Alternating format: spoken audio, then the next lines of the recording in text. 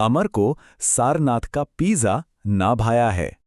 बस यही है वो जादुई लाइन जो हमें आठों स्तूपों के नाम चुटकियों में याद करा देगी।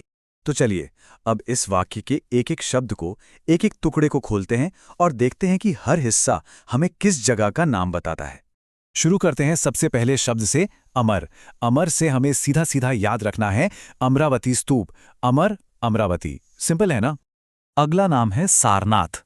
और मजे की बात क्या है, इसके लिए कोई ट्रिक ही नहीं है। सारनाथ का मतलब सीधा सारनाथ, मतलब इससे आसान तो कुछ हो ही नहीं सकता। अब आते हैं वाक्य के अगले शब्द पिज़्ज़ा पर। इसका पहला अक्षर है पी, और पी से हमें क्या याद रखना है? पी पर हवा। पी, पी पर हवा। और पिज़्ज़ा का दूसरा अक्षर क्या है? ज। ज से हमें याद रखना है जगरमेट। तो देखा, एक ही शब्द पिज़्ज़ा से हमें दो नाम मिल गए, पी पर हवा और जगरमेट।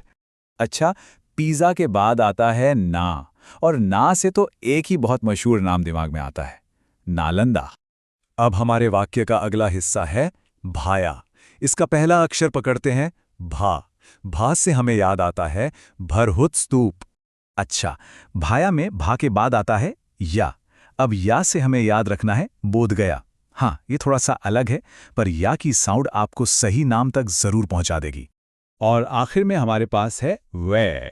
अब ये वह कहाँ से आया? तो ये भाया है कि आखिर से लिया गया है। वह से हमें याद रखना है वैशाली।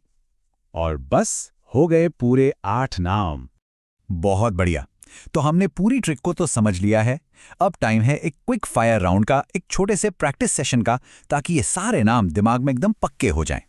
चलिए फटाफट इसको दोहराते हैं। मैं क्यों बोलूंगा और आप मन में जवाब सोचिएगा।